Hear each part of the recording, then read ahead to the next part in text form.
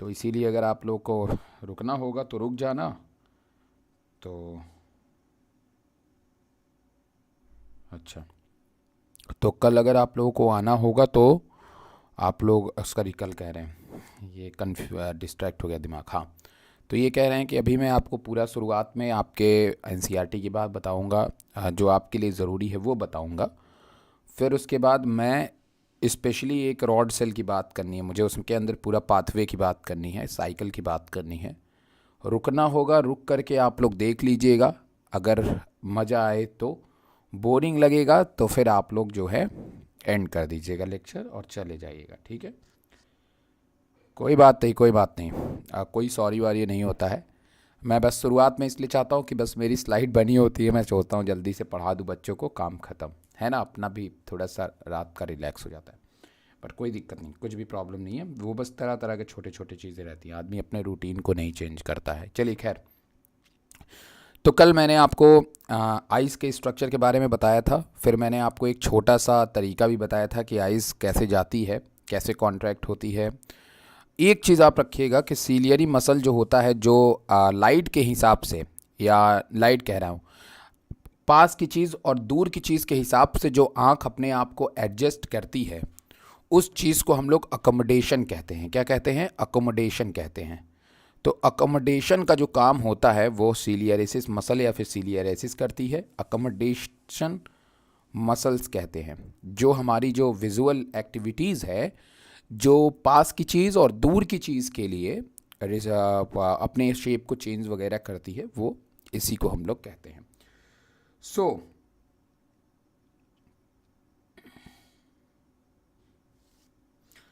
Sir मैं कल गाँव जा रही हूँ, वहाँ नेटवर्क प्रॉब्लम रहती है, टिकट रेगुलर नहीं रहूँगी। कोई दिक्कत नहीं है, ओके, कोई बात नहीं, कोई बात नहीं, कल जाओगे ना, बस आज ज़रूरी है, कल नहीं। चलो खैर, तो कल मैंने आपको जाते जाते बताया हुआ था कि जो भी इमेजेस आती है वो हमारे रेटिना पे गिरती है, और रेटिना पे गिरने के बाद फिर वो इमेजेस ट्रांसफ़र की जाती है हमारे ऑप्टिक नर्व पे, जिसको हम लोग क्रेनियल नर्व 2 का नाम जो है वो देते हैं। तो रेटिना को सबसे पहले हमें पढ़ना है, तो अभी जो हम लोग पढ़ने जा रहे हैं वो रेटिना पढ़ने जा रहे हैं। और दूसरी तरफ हम ये भी कह सकते हैं कि हम पढ़ने जा रहे हैं जो हमारे अंदर मैकेनिज़्म काम करता है विज़न का, वो चीज़ अब हम लोग जो है वो शुरू करने जा रहे हैं। तो ध्यान से देखिएगा, जहाँ तक आपके एनसीईआरटी का मटेरियल है मैं बता दूंगा आपको, आप वहाँ तक पढ़िएगा। फर्स्ट ऑफ ऑल आप एक पहला पाथवे देख लीजिए और सभी के सभी इस चीज़ का स्क्रीनशॉट ले लीजिए, क्योंकि कभी कभार क्या होता है कि आपके एग्ज़ाम में क्वेश्चन आ जाता है कि सही वे में कौन सी लाइन लिखी हुई है, सही वे में कौन सा स्टेटमेंट लिखा हुआ है, या फिर कभी कभार क्वेश्चन आ जाता है कि सही वे में आप बताइए, ठीक है, कि मतलब इसको किस पाथवे से शुरू होता है कहाँ तक। तो इस तरीके के क्वेश्चंस के लिए आपको एक माइंड मैप दिमाग में होना बेहद ज़रूरी है। तो वो मैं यहाँ पे सबसे पहले लेकर के आया हूँ। तो आप यहाँ पे देखिए कि आपके सामने लिखा हुआ है, सबसे पहला जो एक्टिविटी होती है वो होती है pathway of light through the eye. जब हमारे प्यूपिल हमारे से लाइट आती है और हमारे लेंस से जाकर टकराती है, तो लेंस जितना ज़्यादा बड़ा होता है उतना ज़्यादा दूर से एंगल बनता है। समझ रहे हो कि नहीं मेरी बात? जितना छोटा होता है लेंस के हिसाब से, जो आपके नियर और फॉर जो चीज़ें होती हैं, जो देखने में दूर और पास की चीज़ें होती हैं, वो एडजस्टमेंट होती हैं, वो मैंने आपको बताया हुआ है। खैर वो सब बातें मैं नहीं कर रहा हूँ अभी, मैं बस आपसे इतना कह रहा हूँ कि जो लाइट है जब वो आती है तो वो जाती है सीधे हमारे रेटिना पे, ठीक है। तो लेकिन रेटिना से जाने के पहले पहले वो कॉर्नर में पहुँचती है सबसे पहले, दूसरी बात पे लाइट, फिर वहाँ पे allow the light into I, जो प्यूपिल होती है वो क्या काम करती है, वो लाइट को अलाउ करती है आई में जाने के लिए, आप जानते हो। फिर उसके बाद यहाँ पे लिखा हुआ आइरिस, लाइट का अमाउंट जितना है उसी हिसाब से हमारी आइरिस जो है वो छोटी और बड़ी होती है ना। Control amount of light travelling through pupil by expanding the contracting. तो ये जो आपका प्यूपिल है आपका, वो डिपेंड करता है कि जो आपकी लाइट है वो किस इंटेंसिटी की, बहुत ज़्यादा लाइट है तो फिर उस समय शेप थोड़ा छोटा हो जाता है, कम लाइट है तो शेप थोड़ा बड़ा हो जाता है। तो लाइट के अकॉर्डिंगली जो है वो आपका होता है। खैर उसके बाद फिर जिस हिसाब से भी आप पास की चीज़ देख रहे हो, दूर की चीज़ देख रहे हो, फोकस के लिए सीलियरी मसल्स रिस्पॉन्सिबल होती है, ठीक है, एक्सपैंड एंड कॉन्ट्रैक्ट, मैंने कल आपको बताया हुआ था, सो आप अच्छी तरीके से जानते हो, ठीक है। फोकस के लिए सीलियरी मसल्स काम करती हैं। अगर आप पास की चीज़ देख रहे हो तो सीलियरी मसल जो होती हैं वो क्या हो जाती हैं, कॉन्ट्रैक्ट होती हैं, और जब सीलियरी मसल कॉन्ट्रैक्ट होंगी तो जो न्यूला होती है वो क्या होगी, वो लूज हो जाएगी, और लेंस जो है वो बड़ी हो जाएगी। तो इस तरीके से कॉन्ट्रैक्ट और एक्सपैंड का फंक्शन मैंने कल बताया हुआ था, कल आप नहीं देखा है तो देख लीजिएगा, भूल गए हो तो भी देख लीजिएगा। विट्रस ह्यूमर जो होता है वो फोकस को, रेटिना पे फोकस को सेंड करने का काम करता है, जो लाइट वगैरह उसको फोकस करने का काम करता है। रेटिना जो होती है वो उस लाइट को रिसीव करती है और उसे ट्रांसफ़र करती है हमारे ऑप्टिक नर्व तक। सबसे पहले फोटो रिसेप्टर पे लाइट आती है, किस पे आती है, फोटो रिसेप्टर पे लाइट आती है, फिर फोटो रिसेप्टर से लाइट जाती है, वो न्यूरॉन पढ़ाया था ना आपको, बाईपोलर न्यूरॉन, हाँ बाईपोलर न्यूरॉन पे जाती है, एंड देन उसके बाद वो लाइट जाती है ये इसके ऊपर, क्या बोलते हैं, गैंग्लियन सेल के ऊपर, एंड देन गैंग्लियन से ऑप्टिक नर्व में जाती है। तो ये चीज़ आपको जानना है। फोविया एक स्पेशल रीजन होता है जिसके बारे में हम लोग अलग से बात करेंगे। फिर उसके बाद यहाँ पे फोविया जो रीजन होता है वहाँ पे बहुत ही क्लियर फोकस्ड होता है, सबसे क्लियरर फोकस्ड वहीं पे होता है, ठीक है, रेटिना में और कहीं नहीं, लेकिन यहाँ फोविया रीजन में अगर लाइट आ रही तो वो बहुत ही क्लियर विजन का रीजन होता है। फोटो रिसेप्टर में आप पढ़ेंगे रॉड और कोन सेल के बारे में। फिर ऑप्टिक नर्व होती हैं जो मैंने बताया, जो सीधे जुड़ी होती हैं आपके विजुअल कॉर्टेक्स से जुड़ी होती हैं, जिसको आप लोग क्रेनियल नर्व 2 भी कहते हो, ठीक। रॉड और कोन सेल में आप डिफरेंसेस देख लीजिए। नाइट के टाइम पे रॉड काम करेगी, ब्राइट लाइट में कोन्स काम करेगी, इसके बारे में हम लोग डिटेल पढ़ने वाले हैं। एंड देन ऑप्टिक नर्व देखो लिखा हुआ, transmit the images to brain and again visual cortex वगैरह आप देख रहे हो, ठीक। तो ये एक तरीके से पूरा समराइज है, आप इसका स्क्रीनशॉट ले लीजिए, इस इमेज का काफ़ी सही लग रहा है ये, तो आप छोटे टाइम में आप अपने कॉपी में ड्रॉ करिएगा नोट्स में, तो आप कभी भी विजुअल भूलेंगे नहीं। मैक्सिमम चीज़ इसमें लिखी हुई है आपके एनसीईआरटी की, ठीक। तो ये भी आपका काम ख़त्म कर सकती है, आपका काम ये भी ख़त्म कर सकती है, इतने में भी आपका काम कोई दिक्कत नहीं होने वाली है। नाउ नेक्स्ट देखते हैं। देखिए जो समझने वाली चीज़ और जो सबसे ज़्यादा बच्चों में कन्फ्यूजन वाली चीज़ होती है वो होती है कि लाइट सबसे पहले फोटो रिसेप्टर पे क्यों पड़ती है।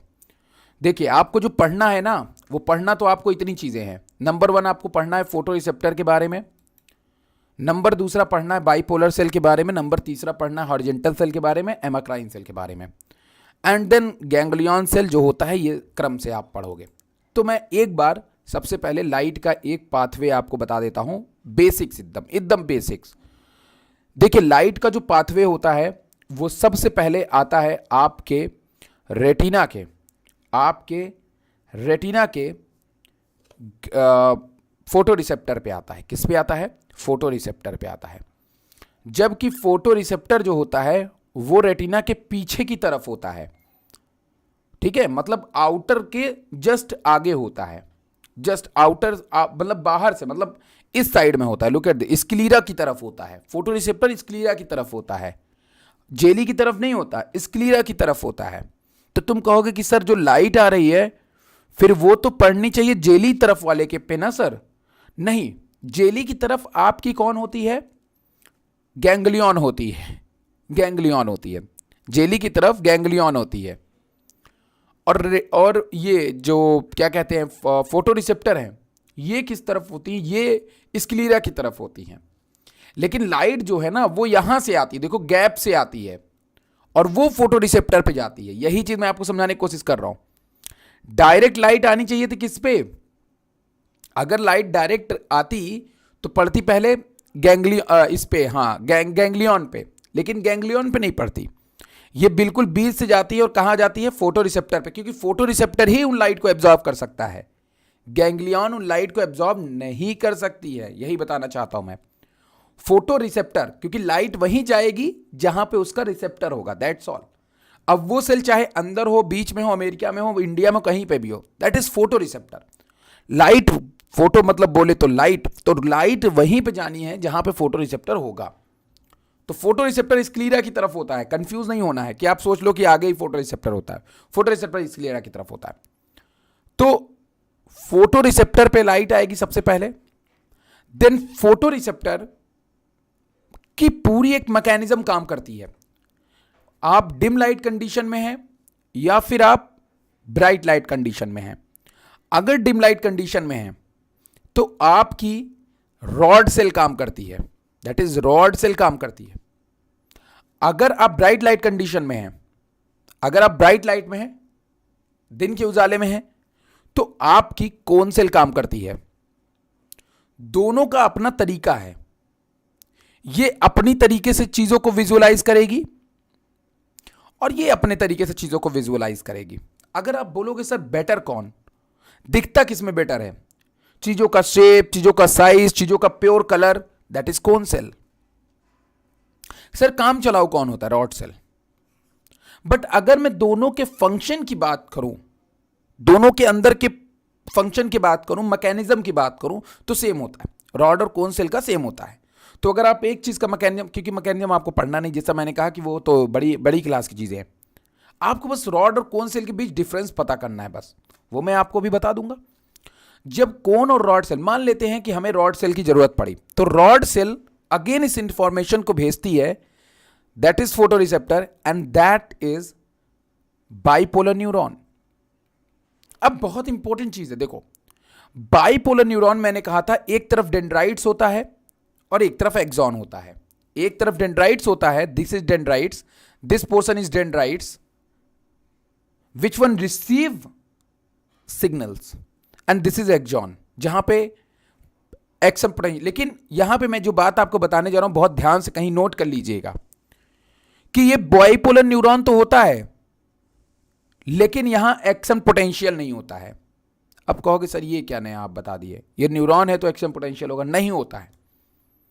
यही इसकी सबसे खास बात है बाइपोलर न्यूरॉन की, कि यहां पे आपको एक्शन पोटेंशियल ना देखने के बजाय आपको जो देखने को मिलता है वो रिसेप्टर पोटेंशियल देखने को मिलता है। खैर आपको ये सब चीजें नहीं जानना है, बस आप जानिए कि वो सिग्नल भेजा जाता है बाइपोलर न्यूरॉन पे, फोटो रिसेप्टर द्वारा बाइपोलर न्यूरॉन पे। और बाइपोलर न्यूरॉन जो है उस इंफॉर्मेशन को भेजता है गैंग्लिया पे, और फिर गैंग्लिया जो है, यहां पे गैंग्लिया आउटर लेयर में होती है, और गैंग्लिया जो है इसको भेज देता है ऑप्टिकल नर्व पे। किसके पास भेज देता है, गैंग्लियन, इसको गैंग्लियन सेल इसको भेज देती है, not ganglia, that is ganglion. Ganglion cell इसको भेज देती है ऑप्टिक नर्व पे, जिसको आप क्रेनियल नर्व बोलते हो, क्रेनियल नर्व बोलते हो, टू बोलते हो, टू कैनियल नर्व टू बोलते हो।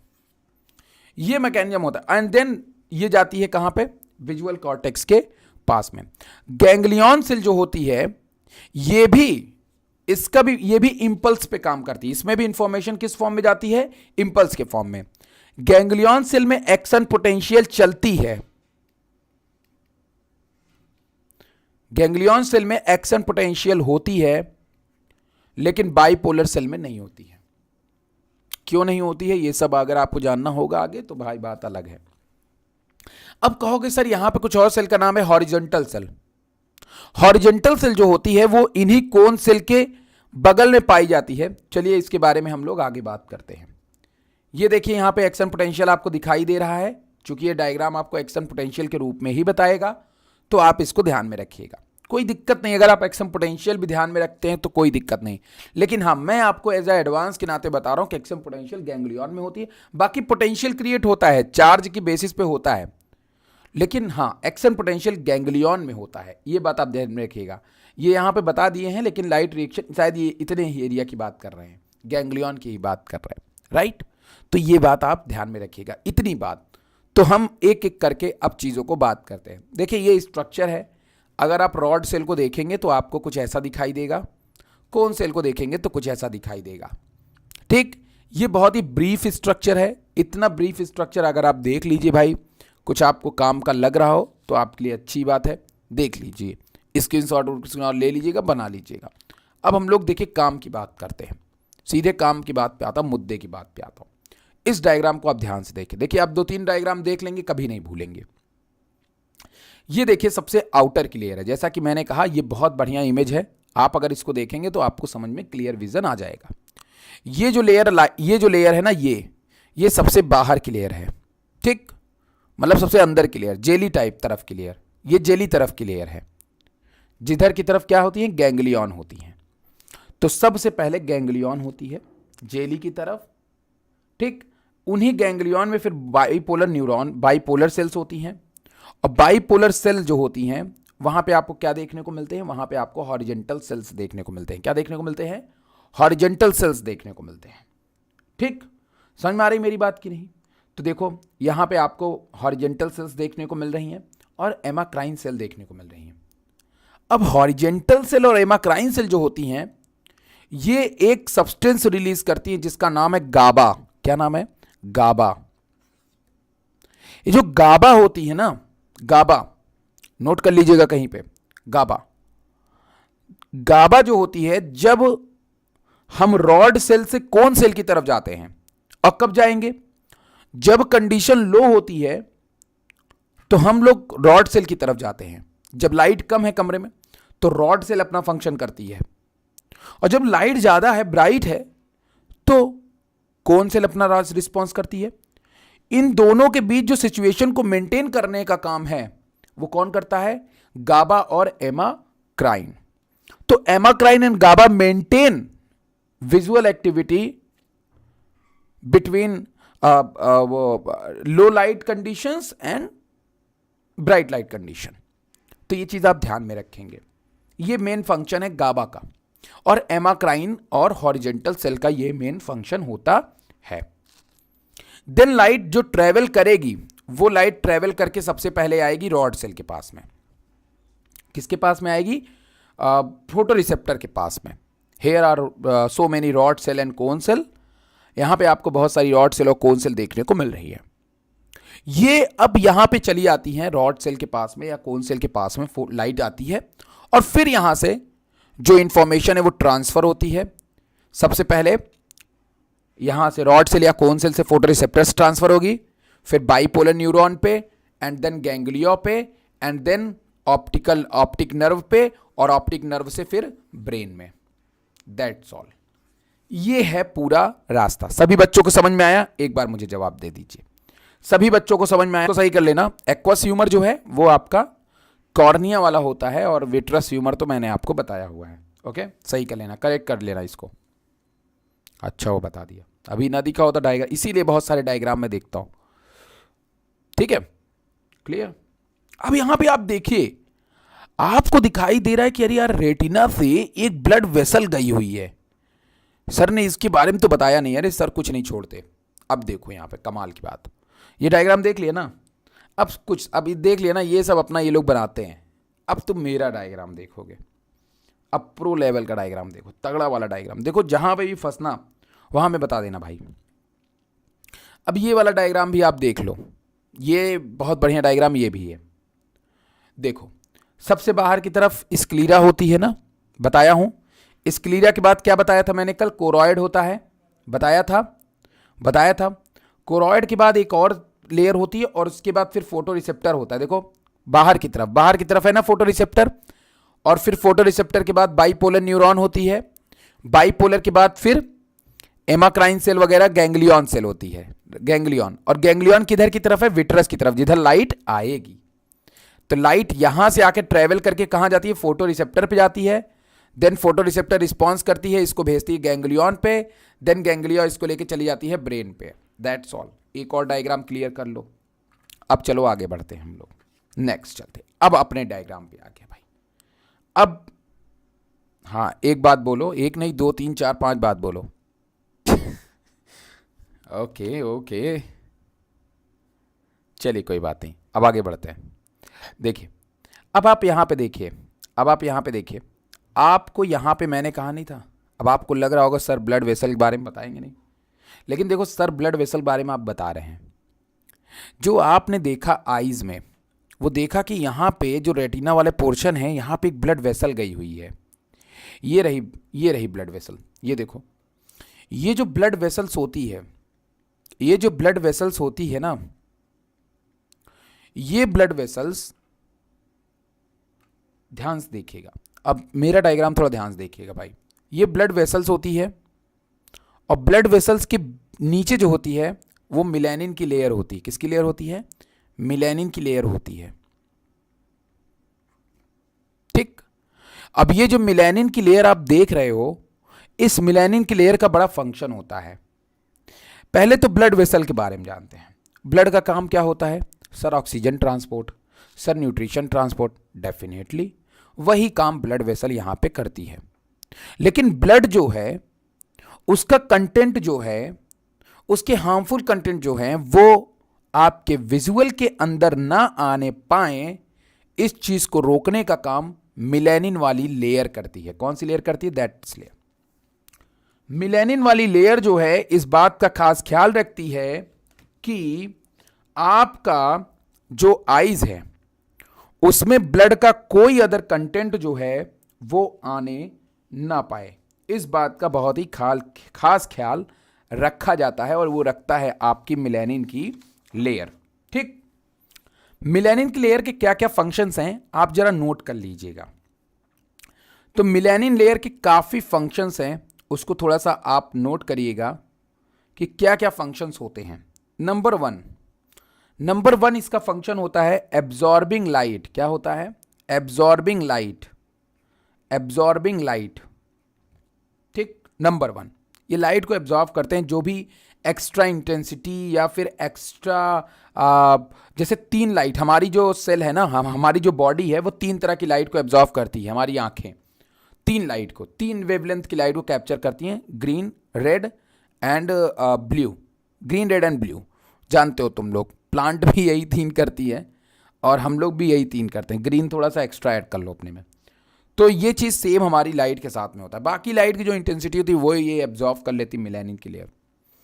दूसरा काम होता है ब्लड सप्लाई करती है, मतलब जो भी ब्लड वगैरह होती हैं, जो न्यूट्रिशन वगैरह, दैट सप्लाई करने का काम करती हैं मिलेनिन। ठीक है भाई, हर सेल को चाहिए ना, तो हर सेल को तो भाई सेल देना है ना न्यूट्रिशन, तो प्रोवाइड कराती है। नंबर दूसरा, जो ब्लड है वो अंदर जाने से रोकती हैं, स्टॉप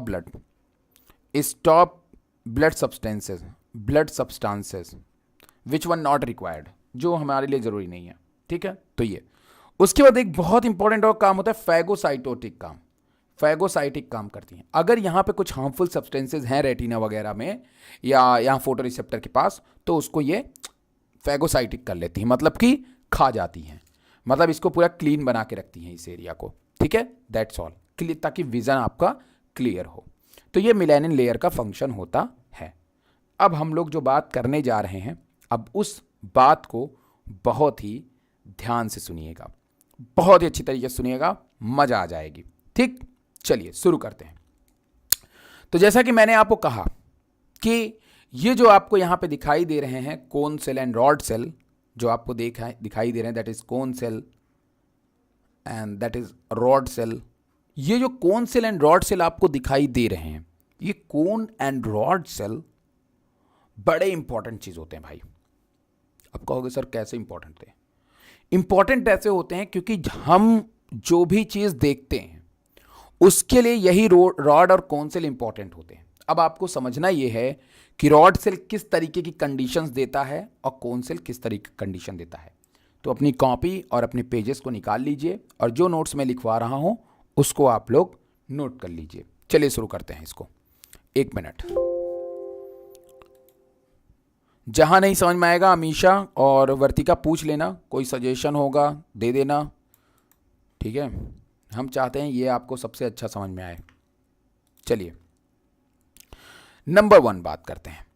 अब हम लोग आ गए हैं, सबसे पहले हम लोग बात कर रहे थे मिलेनिन लेयर की, ब्लड वेसल की, उसका फंक्शन बता दिया मैंने आपको। Now the third layer is photo receptor.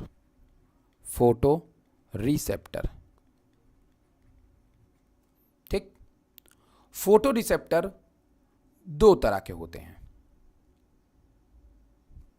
Number 1 rod cell and number 2 cone cell. Rod cell and cone cell. Rod cell work करता है डिम लाइट कंडीशन, और ये जो विजन शो करता है उस विजन को हम लोग कहते हैं स्कोटोपिक विजन। Scotopic vision. जो एक डिम लाइट विजन है, जो एक डिम लाइट विजन होती है, that is dim light, and इसी को हम लोग कह सकते हैं dark light. Dark light condition में ये शो होते हैं। तो ये हो गए आपके रॉड सेल। तीसरा पॉइंट आप देखेंगे, the third point is that light in different shaded of grey, light in different shaded of gray, different shaded of gray, shaded of gray। जैसे कि कोई कोई चीज आपको बहुत ज्यादा काली लगती है रात के टाइम पे, और कोई कोई चीज आपको बहुत ज्यादा काली नहीं लगती है। जैसे अगर किसी ने ब्लू कलर का कपड़ा पहना है तो वो भी आपको ब्लैक लगेगा, लेकिन उसका शेप उतना ज्यादा डार्कर नहीं होगा। तो light of different shaded of grey मतलब कलर जो होगा वो ग्रे ही दिखाई देगा, ब्लैक ही दिखाई देगा, लेकिन बस क्या होगा, उसी के अलग अलग कलर होंगे, कोई ज्यादा कम, कोई हल्का, कोई ज्यादा, कोई डार्क, इस तरीके से। ठीक। चौथा point, lose visual acuity, lose visual acuity, lose visual acuity, lose visual acuity, acuity. इसके कहने का मतलब यह है कि आप दूर तक की चीजों को बहुत ही अच्छी तरीके से एक्यूरेट नहीं देख सकते हैं, मतलब बहुत अच्छी तरीके से उसको वॉच नहीं कर सकते हैं। चौथा पॉइंट, मतलब अगला पॉइंट, पांचवा पॉइंट, कलर जो होगा वो बिल्कुल लो होगा, colour conditions weak, low. The third next point is that edge detection. अब एज डिटेक्शन का मतलब समझो, एज डिटेक्शन का मतलब समझो। अब देखो एग्जाम्पल समझोगे, मैं आपको बहुत अच्छी एग्जाम्पल्स बता देता हूं, देखिए ध्यान दीजिए। मान लीजिए ये मेरा चेहरा है, मान लीजिए ये मेरा चेहरा है, काफी गोल मटोल सा मेरा चेहरा है। ठीक। तो अब मैं अपने बाल भी थोड़े से बना देता हूं। Okay, look at my hair right now. Okay okay okay okay, that's great. ये तो पुराना अंकित बन गया यार ये। मेरे बाल ऐसे ही थे, स्कूल में भी स्पाइक के नाम से जानते थे लोग। मैं फेमस था स्पाइक के नाम से, पता नहीं किसने यार लत लगवा दी थी मुझे इस तरह के बालों की। ठीक है, चलो। तो ये स्पाइक हो गया मेरे बाल, ये हो गए मेरे छोटे छोटे दो ठो, एक कान तो दिखता है, एक कान दिखता ही नहीं, इतना छोटा है। ठीक। एंड अगेन मेरे शिकन नहीं है माथे पे बिल्कुल भी। ओके। तो बाकी ये मेरी आँखें हैं, ये मेरी आँखें हैं। Okay, the beautiful eyes, black colour की है, तो यहाँ पे आपके सामने येलो कलर बन गया। ये तो कुछ अलग ही दुनिया का इंसान बन रहा है, हमें नहीं पता कैसे बन रहा है। अरे ये तो सच में मेरी तरह दिखने लगा यार। हाँ ठीक है, very good very good very good. थोड़ा मुंह इधर घूम गया यार, आम के शेप का मुँह हो गया।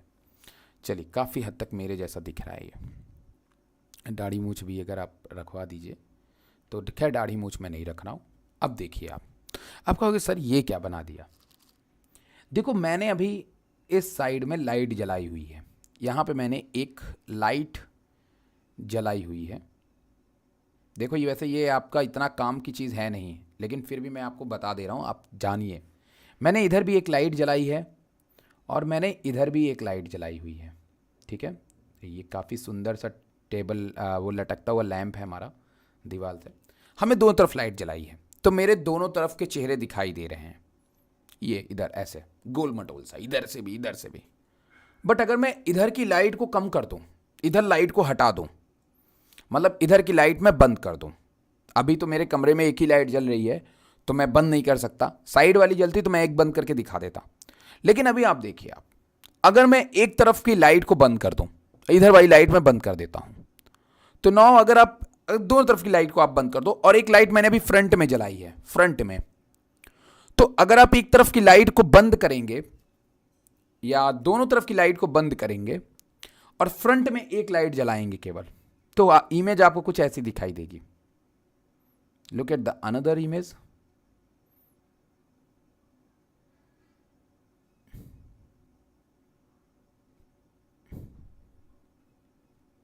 मतलब मैं जल्दी जल्दी बना दे रहा हूं। मतलब आपको ऐसा लग रहा होगा कि सर का यहां वाला जो पोर्शन है वो अब क्या हो गया है, कम दिखने लगा है, क्योंकि वो जो है वो ब्लैक हो गया है। वो क्या हो गया है, ब्लैक रीजन में चला गया है, उधर से लाइट नहीं आ रही है। सो वो जो रीजन है आपका वो पूरी तरह से क्या हो गया है, दिखना बंद हो गया है। ये होता है एज डिटेक्शन। रात में विजुअलिटी जो होती है एज डिटेक्शन की, कि किसी इंसान का क्या शेप हो सकता है, चेहरे का या किसी भी चीज का जो हमें क्लियरली विजिबल ना हो, तो वो चीज हमें रात के टाइम पे देखने को नहीं मिलती है।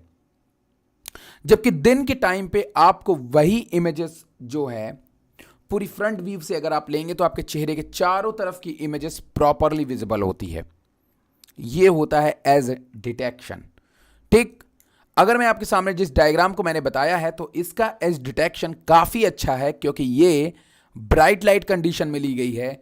और जबकि यहां पे आप एक इमेजेस देखिए, इन मैम का इमेजेस अगर मैं आपसे बोलूं तो इस मैम की जो इमेजेस है आप अगर देखिए तो इसके कुछ हिस्से जो हैं वो ब्लर्ड हो गए हैं, वो यहां विजिबल नहीं बन रहे हैं। क्यों नहीं बन रहे हैं, लुक एट द, इनके शोल्डर को अगर आप देखिए तो, क्योंकि ये चीज काफी क्लियरर विजन नहीं हुई है, जिसके कारण ये चीज हिस्सा जो है वो छिप गया है।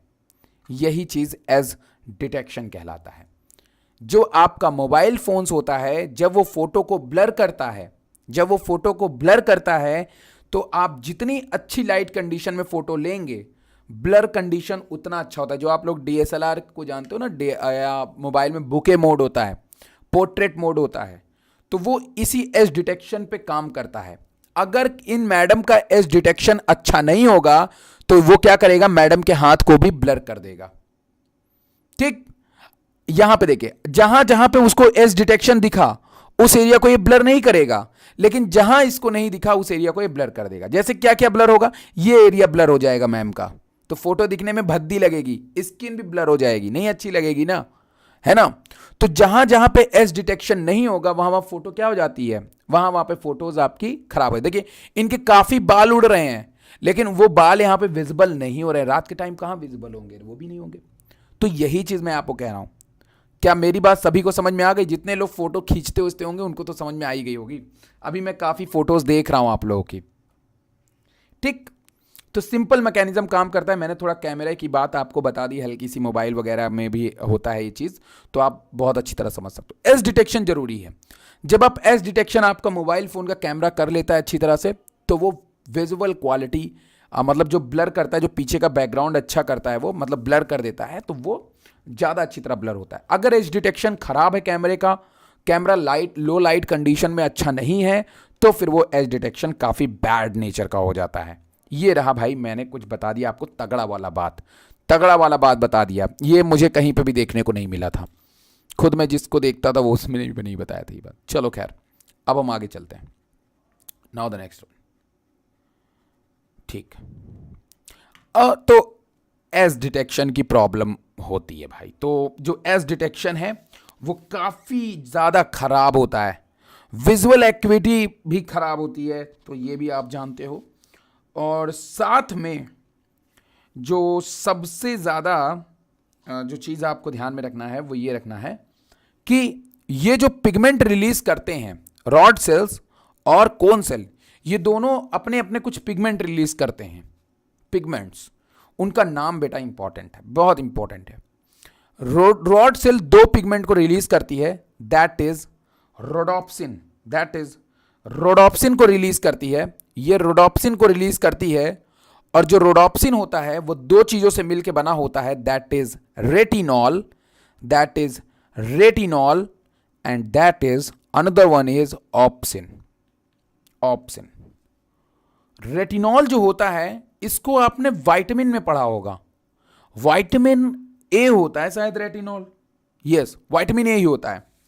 विटामिन, पहले रेटिनॉल विटामिन ए नहीं होता, लेकिन जब रेटिनॉल में से दो हाइड्रोजन आयन, जब रेटिनॉल में से दो हाइड्रोजन आयन बाहर निकल जाते हैं, then it's change into vitamin C, then it's change into vitamin सी।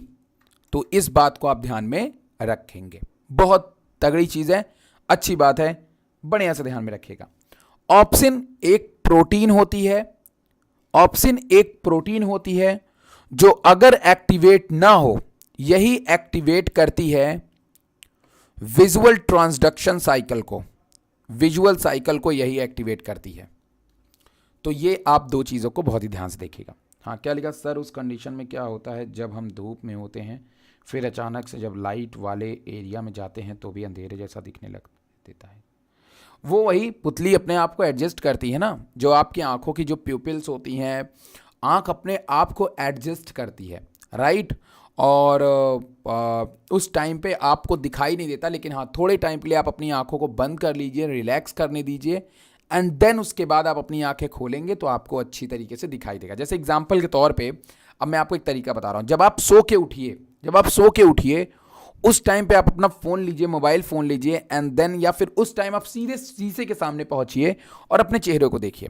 आपको लगेगा कि आप काफ़ी गोरी लग रहे हैं, लेकिन दरअसल बात ये होती है कि हम सो के उठे होते हैं और हमारी आंखें जो हैं वो अंधेरों से होकर के गुजरी रहती हैं, और जैसे हम शीशा देखते हैं तो हम अपने चेहरे को देख के चकाचौंध हो जाते हैं। तो दिक्कत इसी चीज़ की होती है, धीरे धीरे जब हम उस फोटोज़ को ले लेते हैं, तो जब तुम्हें लगे तुम अच्छे लग रहे हो सुबह, फोटोज़ को ले लो, और फिर उसके बाद जब तुम थोड़े से नहा धो के बैठो फिर उस फोटो को देखोगे, तुम अपने आप को बिल्कुल अच्छे नहीं लगोगे। तो वो कंडीशंस होती है, और ये उस समय हमारी जो सिलियरिसिस मसल्स वगैरह होती हैं और जो आइज़ की जो प्यूपिल्स वगैरह होती हैं वो अपने आप को एडजस्ट कर रही होती हैं। और जब आप एक उस कंडीशन में आते हो,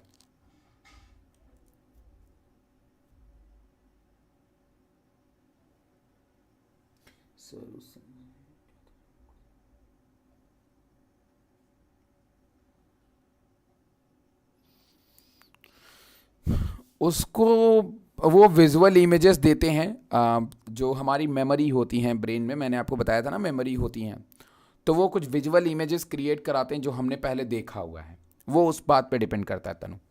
ये मैं इनके बता रहा हूँ। और तुमने देखा होगा कि वो जो लोग पायरेट्स होते हैं, पायरेट्स को आप लोग अच्छी तरह से जानते ही हो, जो पायरेट्स होते हैं जो समुद्र के किनारे, समुद्रों में पहले रहा करते थे, मतलब अभी भी होते हैं, मैंने तो नहीं जानता भाई, मैं समुद्र के पास में गया नहीं हूँ जो है। तो जो पायरेट्स होते हैं ना, जो जहाज़ वहाँ जो चलाते हैं और लूट उट लेते हैं लोगों को, ठीक है, तो वो जो लूट उट लेते हैं तो वो क्या करते हैं, देखो वो अपनी आंखों में एक तरफ वो बांधे रहते हैं ना, वो काली काली एक पट्टी बांधे रहते हैं। तो मैंने सुना हुआ था, मैंने किसी वीडियो में देखा हुआ था कि उसमें बताया था उसने कि वो काली पट्टी क्यों बांधते हैं। वो काली पट्टी कई लोग तो चोट लगने के कारण बांधते हैं, और वो लोग हम आज तक बचपन से वही समझते आ रहे हैं। लेकिन हाँ ये है कि जो पायरेट्स होते हैं वो अपनी आंखों में काली, एक आंख में काली पट्टी इसलिए बांधते हैं क्योंकि वो अक्सर क्या होता है, बाहर दूरबीन से अपनी एक आंख से झांकते हैं, देखते हैं, तो वो बहुत ही बढ़िया, उनको बार बार आंखें बंद नहीं करनी पड़ती हैं, तो बहुत ही अच्छी तरह से वो विजुअल कर पाते हैं। क्योंकि जब आप एक आंख बंद करते हो तो दूसरी भी आंख थोड़ी सी बंद हो जाती है, तो ये विजुअल में भी मदद करता है। दूसरी चीज़ क्या होता है कि जब वो अचानक से धूप से जहाज़ के ऊपर से जहाज़ के अंदर आते हैं, तो जहाज़ के अंदर आने पे क्या होता है कि बहुत अंधेरा होता है, तो वो क्या करते हैं, उस पट्टी को उठा लेते हैं जिससे कि, और इस आंख को बंद कर लेते हैं, जिससे उन्हें जहाज़ के नीचे आसानी से सब कुछ दिखाई देने लगता है। क्योंकि जहाज़ में लाइटें वगैरह तो नहीं रहती, व्यवस्था नहीं रहती है उनके जहाज़ों में, तो इसके लिए वो एक आंखों को हमेशा बंद रखते हैं ताकि वो जब भी आंख खोलें तो उन्हें कोई प्रॉब्लम्स ना हो।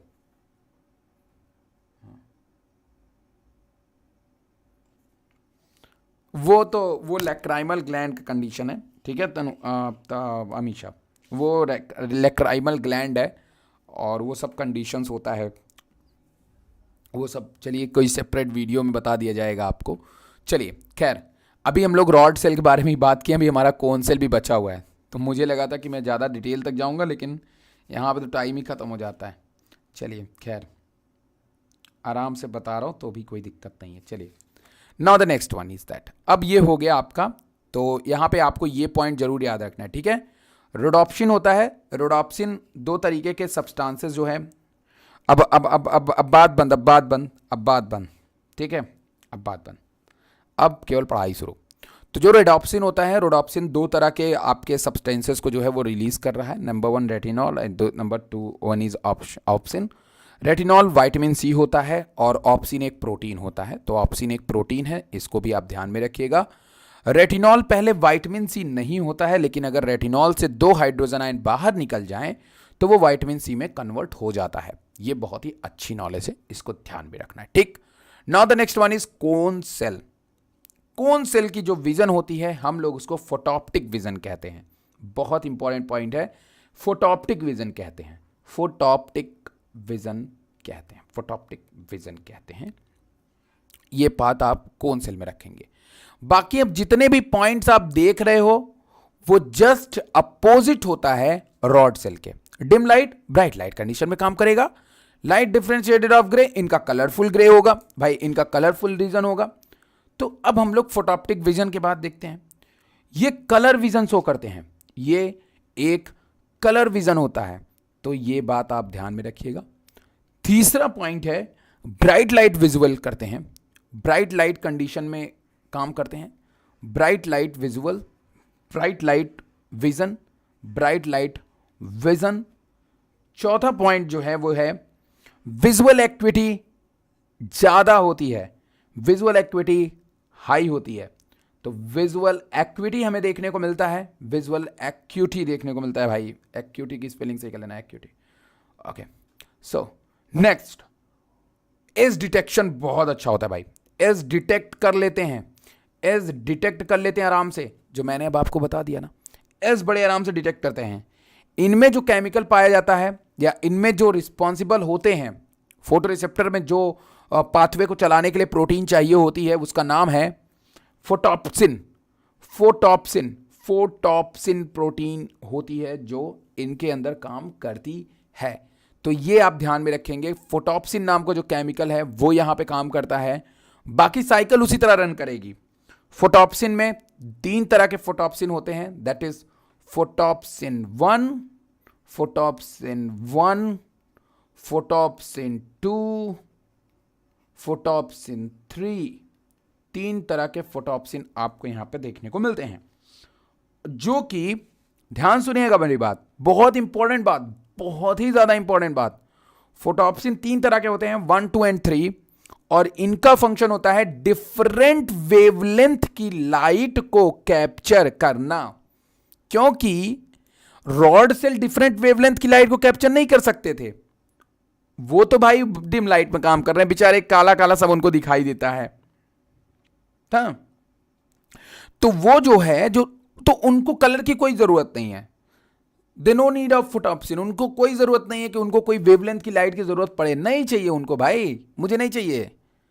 लेकिन फोटॉप्सिन जो है, फोटॉप्सिन जो है वो कलर कंडीशंस में काम कर रही है, और जो कलर कंडीशन में काम करता है उसमें कई टाइप्स हैं, फोटॉप्सिन 1, फोटॉप्सिन 2, फोटॉप्सिन 3।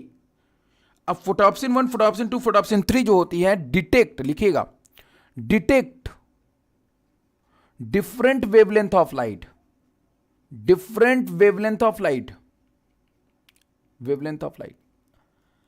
अच्छा, अब मैं आपको एक मजेदार बात बताता हूं।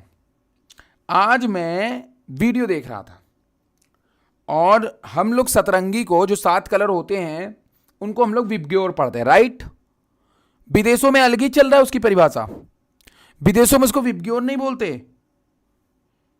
विदेशों में उसको रॉय जी बियर बोलते हैं, Roy G beer, beef beef sorry Roy G beef बोलते हैं, हाँ रॉय जी बीफ बोलते हैं उसको, समझ रहे हो ना? रॉय जी, ये देखो उल्टा पढ़ते हैं वहां पे, पैदा ही उल्टा हुआ था कभी, तो ये चलता है वहां पे। हमारे वाले देखो कितना बढ़िया एकदम मतलब भी निकाल लिया, इन्होंने मनई के नाम पर रख दिया उसको, ठीक है मनई के, चलो आगे बढ़ते हैं, ठीक है। तो अब आगे बढ़ते हैं। तो ये 3 लाइट को हमारी आईज डिटेक्ट करती है। बाकी आप सब जानते हो लाइट वाला, फोटोसिंथेसिस में भी पढ़े हुए हो, राइट? कि जिसकी वेवलेंथ ज्यादा होती है, चलो अमीसा बताओ, जिसकी वेवलेंथ ज्यादा होती है उसकी एनर्जी क्या होती है, उसकी एनर्जी क्या होती है और उसकी फ्रीक्वेंसी क्या होती है, बताओ कौन बताएगा भाई? अमीशा पहले बताओ आप। जिसकी वेवलेंथ ज्यादा होती है उसकी एनर्जी और फ्रीक्वेंसी क्या होती है? उसकी एनर्जी और फ्रीक्वेंसी भी क्या होती है? पढ़ाना है ना, उनको तो पढ़ाना ही है। अगर मेरा लेक्चर जा रहा है तो जो मेरे से बच्चे जुड़े हैं वो जाने, इन्हें तो बेहतर मिलेगा ही। जो पिछला वाला सर